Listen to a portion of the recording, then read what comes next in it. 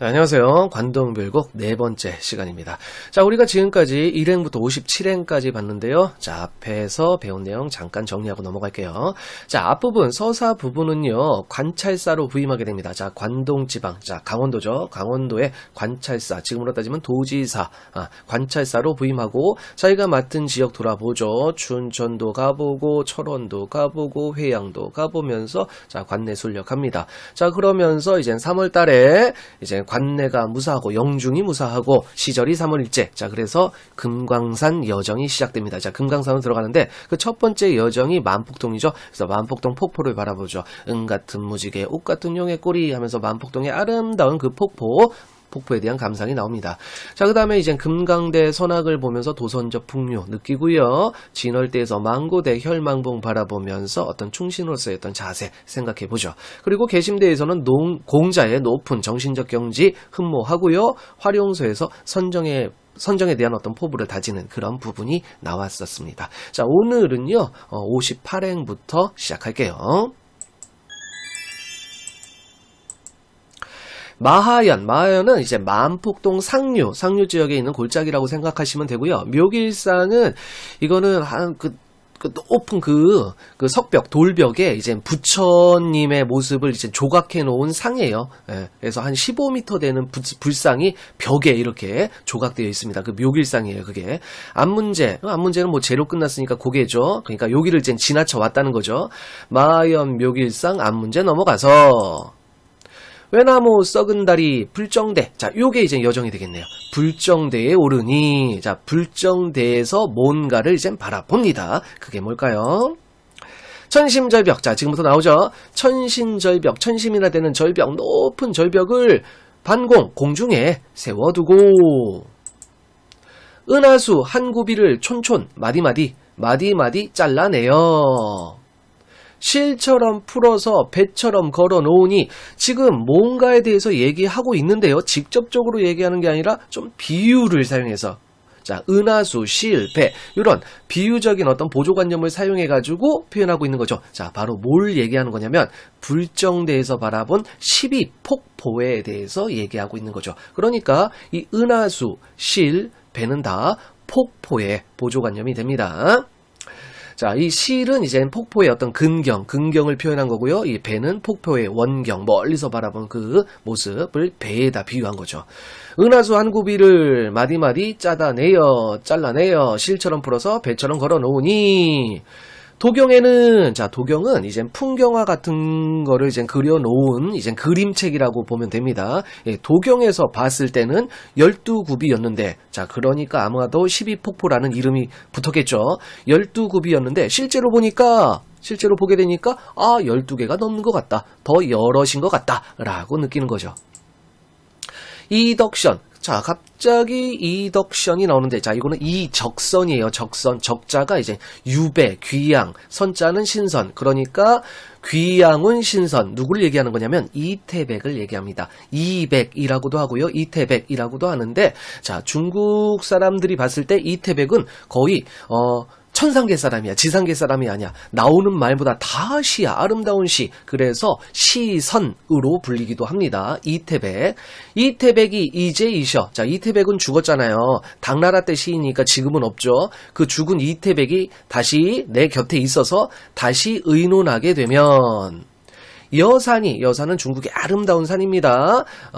이태백의 시 중에서 망여산 폭포라는 시가 있는데, 거기에서 여산 폭포의 아름다움을 예찬했어요. 자, 그래서 여산이 여기는 지금 금강산의 12폭포가 되겠죠. 여기 도군은 비교부사격 조사 뭐뭐보다 여기보다 낫다는 말 못할 것이다. 왜? 금강산의 12폭포가 여산 폭포만큼이나 아름다우니까. 그러니까 12폭포의 어떤 그런 경치에 대한 어떤 자부심, 이런 것들이 느껴지는 그런 부분이죠.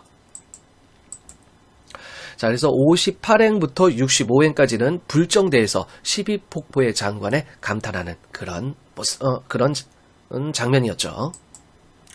자, 여기까지가 본사 1이었습니다. 자, 우리는 관동별곡의 절반을 끝낸 거예요. 자, 본사 1이 있고 본사 2가 있는데 본사 1은 이제 금강산 여정 부분이 나오고요. 본사 2에서는 관동팔경, 쉽게 말하면 이제 동해안 쪽의 어떤 그런 경치에 대해서 이제 얘기하는데, 자, 본사 1. 자, 지금까지 공부한 거 다시 한번 정리합니다. 자, 금강산, 내금강이죠. 자, 금강산을 이제 내금강과 외금강으로 나눌 건데요. 이 내금강이 산이에요, 산. 그리고 외금강이 바다 쪽이라고 생각하면 되죠. 내금강을 유람한 그 여정이 나오죠. 첫 번째 본 게 이제 만폭동 폭포 봤고요. 자, 그다음에 금강대에서 선악 보죠. 진월대에서 바라본 어떤 풍경 나오고요. 개심대에서 또 내려다 봅니다. 자, 화룡소에서 이제 선정에 대한 포부 다지고요. 불정대에서 12폭포의 아름다움에 대해서 얘기하고 있는 그런 부분이죠. 자, 여기까지가 본사 1이었습니다. 자, 본사 2 바로 가죠. 66행부터 117행까지입니다. 자, 산중. 자, 이렇게 디귿이 나오고 이야여요유가 등장하면 우리는 뭘 의심해야 되냐면 이제 국의 음화를 시켜서 한번 발음해보면 됩니다. 그러니까 이거는 산중. 자, 여기는 이제 한자가 있으니까 중이라고 읽어도 되죠. 그죠? 산중을 매양보라. 자, 예전에는 국의 음화가 안 됐기 때문에 이제 국의 음화가 안 된 거 디귿 티읕이 나왔다. 그리고 뒤에 이야여요유가 나왔다. 그러면 국의 음화 시키세요. 그러면 더 해석이 자연스러워집니다. 산중을 매양보랴. 뭐 좋은 것도 뭐 한두 번이지 뭐 계속 볼 수 있냐. 자, 이번에는 바다로 가자. 동해 바다로 가자꾸나. 가자 살아.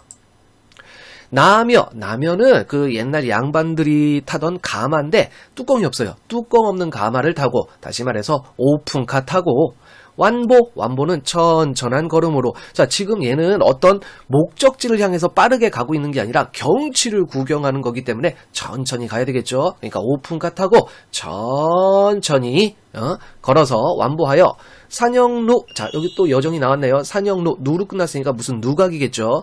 산영루에 오르니 영농벽계와 휴성대도는 이별을 원하는 듯. 자, 영농은 영롱하다 할 때 그 영농. 벽계는 푸를 벽의 시내계니까 푸른 시냇물, 영롱한 푸른 시냇물과 수성, 여러 가지 소리, 자, 숫자는 뭐, 숫자니까 여러 가지 소리, 성자는 소리성입니다. 그러니까 여러 가지 소리로, 이게 대가 나오는데, 디귿이 나왔고, 예가 나왔죠? 자, 이거 국외음화 시키면 제가 됩니다. 이거 울제자입니다, 울제. 자, 요거 디귿이 나왔고, 요가 나왔죠? 요거 지읒으로 바꾸면 조입니다. 이중모음은 단모음으로 바꿀 거예요. 그래서 제조.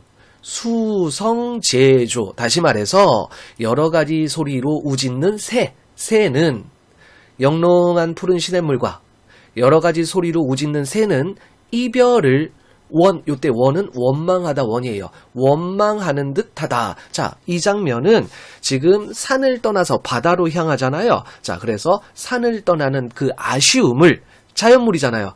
푸른 시냇물 그리고 새, 이 자연물에 이입해서 그 아쉬움의 감정을 표현하고 있는 거죠. 다시 말해서 이 영농벽계하고 휴성대도는 감정이입의 소재로 사용되었다. 이렇게 정리할 수 있습니다. 자, 그리고 또 하나. 자, 보통은요. 자, 이거는 이제 가사잖아요. 가사라 사음보의 율격이 지배적인데, 지금 여기 같은 경우는 사음보가 좀 깨지는, 좀 형식적인, 좀 파격이 보이는 그런 부분으로 볼 수도 있습니다. 자, 왜 그러냐면 영농벽계와 휴성 대도는 이제 이런 식으로 이제 끊어 있거든요. 그러면 여기가 벌써 사음보가 끝났는데 뒤에 더 나오잖아요. 이별을 원하는다. 자, 이런 식으로 나왔으니까 거의 유금보로 나오니까 약간 형식적인 파괴가 나온 부분이라고 볼 수도 있습니다. 69. 정기. 요때 기자가 깃발이에요. 자, 그러니까 관찰사의 행렬 지금 장면인데요. 깃발을 막 나부끼면서 행차를 하고 있는 거죠. 요거는 앞부분에서 금강산 여정이 시작될 때는 행장을 되게 다 떨치고 간소한 옷차림으로 이렇게 갔잖아요. 근데 여기 바다로 갈 때는 되게 화려하게 가네요. 정기를 떨치니, 티니, 치니 이렇게 하면 되죠. 티읕이죠. 이 모음 있죠. 떨치니, 오색 빛깔이 옛날 전통색 있죠. 오방색 있죠. 흰색, 검은색, 빨간색, 노란색, 파란색 뭐 이런 거. 오색이 넘논한 듯. 고각을, 자, 요 고는 이제 북고자고요. 각자가 요거는 이제 뿔각자인데 요거는 이제 피리예요. 북과 피리를 섞어서 보니 바닷구름이 다 거치는 듯하다 하면서 어떤 그런 상쾌한 어떤 그런 느낌까지 주고 있죠. 명삭길 고운 모래밭길에 익은 말이 거기에 발이 익숙해진 말이 취선, 취한 신선인데 화자를 지금 취한 신선이라고 표현했잖아요. 자연의 취한 신선, 자기를 이제 대놓고 신선이라고 얘기합니다. 자연의 취한 신선, 자기를 비스듬히 싣고 바다를 곁에 두고 꽃이죠. 해당화가 핀 꽃밭으로 들어가니 백구야. 자, 고전에서 많이 나오죠. 백구는 흰 갈매기입니다. 자, 구자를 잘 보면 여기에 세조자가 들어있잖아요. 새요, 새. 흰 갈매기. 백구야, 나디 마라, 날지 마라.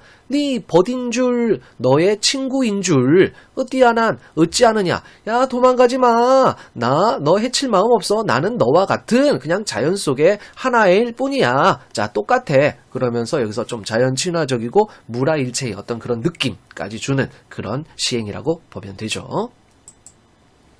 자, 그래서 66행부터 73행까지 동해로 가는 어떤 그런 감의 그 느낌을 대해서 이제 얘기를 한 거죠. 74. 금낭굴 돌아들어 총석정에 오르니. 자, 총석정이라고 했는데 이것도 정이라고 읽으면 됩니다. 총석정에 오르니. 자, 이것도 여정이죠. 배공루. 자, 배공루는 옥황상제가 이제 머물렀다는 어떤 누각이에요. 배공루. 배공루에 남은 기둥이 다만 4개가 서 있구나 라고 했는데, 자, 지금 요거는 뭘 얘기하는 거냐면 지금 총석정에서 바라본 사선봉, 자, 4개의 돌기둥, 그 사선봉이라고 하는데 그 사선봉을 뭐라고 표현했냐면 배공루, 그 옥황상제가 머물렀다는 그 배봉루에 이제 지붕은 다 날아가고 이제 기둥 4개만 남았다. 이런 식으로 표현하고 있는 거죠. 배공루에 남은 기둥 다만 4개가 서 있구나. 여기 또 내희라고 했는데 이렇게 히읗이 나오는 것들은 한번 의심 한번 해보세요. 히읗 종성체어는 아닐까 한번. 자, 그러면 4개가 네의 히읗입니다. 히읗이 따라붙는 히읗 종성체언이에요. 4개가 서 있구나.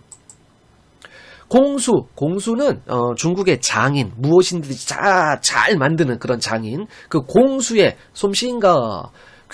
귀신의 도끼로 다듬었는가? 구태여. 그 6면은 무엇을? 자, 여기서 6면, 요거는 이제 사선봉이 이제 각이 진 기둥, 돌기둥이거든요. 그래서 이제 6개의 면은 무엇을 본떴단 말인가? 자, 그래서 74행부터 77행까지 총석정에서 바라본 사선봉. 자, 여기서 사선봉이라는 말이 직접적으로 나오진 않았지만 여기서 배공루에 남은 기둥, 이게 바로 사선봉을 얘기하는 겁니다. 그 사선봉의 장관에 대해서 얘기한 부분이죠. 자, 오늘은 여기까지 하겠습니다. 우리가 본사 1을 끝냈고요. 본사 2로 들어갔습니다. 수고하셨습니다.